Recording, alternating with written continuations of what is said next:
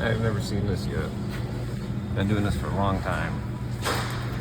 Something up in there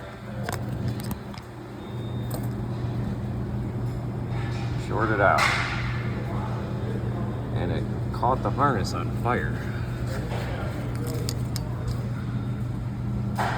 It made the door locks quit working.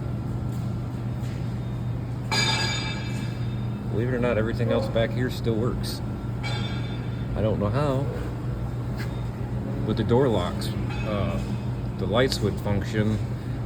The front and rear lights would work, like the alarm was being worked, and unlock and lock was working, but the door locks wouldn't work.